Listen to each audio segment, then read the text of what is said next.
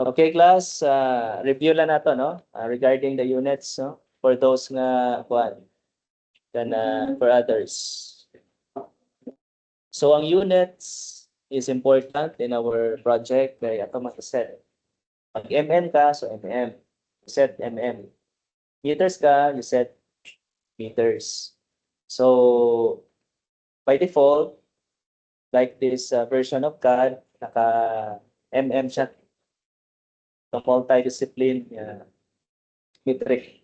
Okay, so what we'll do is, ato yung set to meters. So for setting the units class, arita sa manage, then you go to project units, or you can type UN. So make sure here, this is distance. Make sure that is meters and 2 decimal places. Okay. Another is make sure the length is meters and 2 decimal places. Okay? Ay mo lang na okay.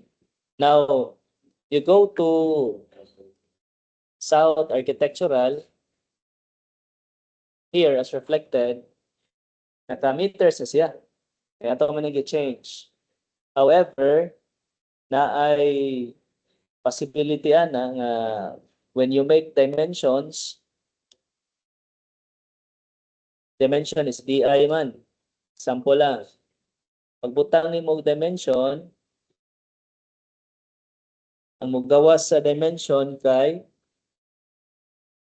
millimeters or mm. It could be kay dire sa imong type selector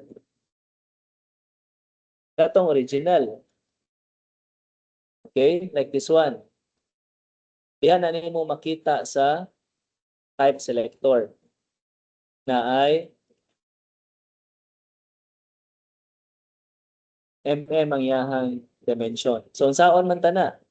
Example, wala pa ka kabuhat og dimension nga meters. You have to click this edit type.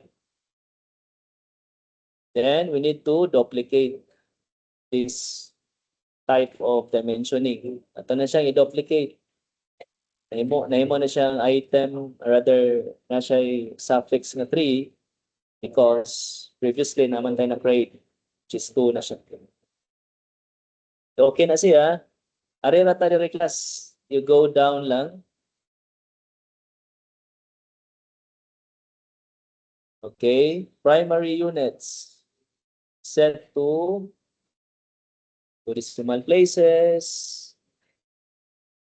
Meters. Okay. Apply. Okay. So it changes na. Okay? Because mo naman siya atong latest. Kung mubalik ta direct select sa previews, mubalik na siya. Mubalik na siya sa 3,200. Okay? So nara na diri inyong modify dimension. Yeah, kung na kay dimensions nga meters and then ang uban nga dimension naka mm, pwede ra na MA. MA.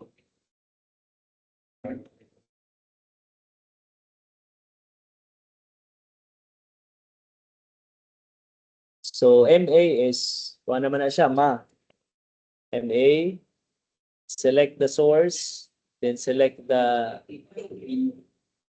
destination. Okay?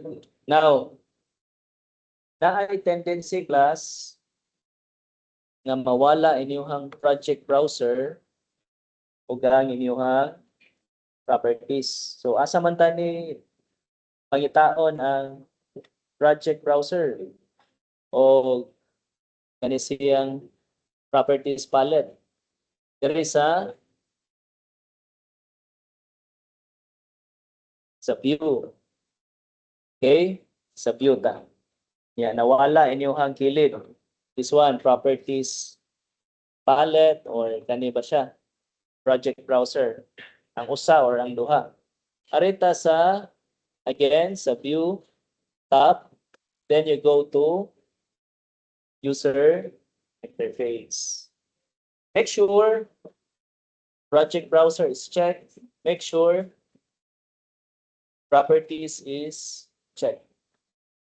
Kung na-check na siya, ma-hide na siya, mawala. Example, atong i-uncheck si project browser, nawala siya. So, ari lang ta sa view, user interface, project browser. Okay, na-tendency na, na-click nimo ang X. So, careful, no? Dili ma-click.